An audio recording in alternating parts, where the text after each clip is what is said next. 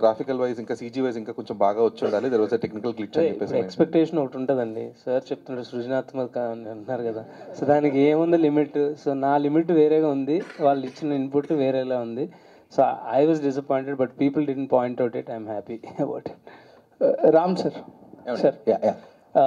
just want to ask, like, especially climax scene చూస్తుంటే everyone lived in their own feeling, like really ఒక dream ఒక హీరోని కలవడం అనేది, everyone have their own favorite hero, but especially doing that part, మీరు ఏదైనా అంటే ఎవరిని అజ్యూమ్ చేసుకుని, యాజ్ మీరు చాలామంది ఫ్యాన్స్ని కలుస్తూ ఉంటారు, every one will show huge love towards you.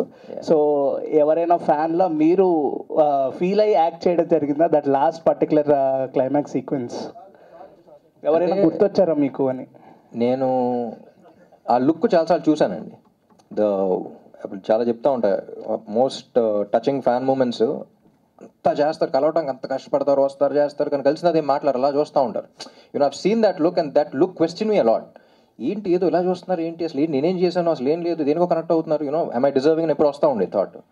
So అందుకని that's the reason why I did this film also. And ఒక్కసారి కథలోకి అప్పటికే సాగర్ ఘాట్లో డీప్గా వెళ్ళిపోయాను. మహేష్ క్లైమాక్స్ చెప్పి యూనో ఇప్పుడు చెప్పకూడదు ఇంకా, బట్ అలా చూస్తున్నప్పుడు I went in to that zone. And Upendra గారు కూడా he said something very beautiful. ఆ ఫస్ట్ షాట్ చేసిన తర్వాత ఆయన గూస్ బంప్స్ వచ్చినాయి అన్నారు. And at the same time పక్కన శివాజీ కాదు ఈయన ఫ్యాన్ గారు శివారెడ్డి గారు, ఐ స్టిల్ రిమెంబర్, అలా వచ్చి అలా నుంచుని అలా చూస్తునేసరికి కట్ చెప్పిన తర్వాత హీ స్టార్టెడ్ హ్యావింగ్ టీయర్స్. ఆయన అసలు ఆడకూడదు, ఆ కళ్ళం నీళ్ళు వచ్చేసి పక్కన అమ్మ ఇడిసేస్తున్నాను చేసి పక్క వెళ్ళిపోయారు.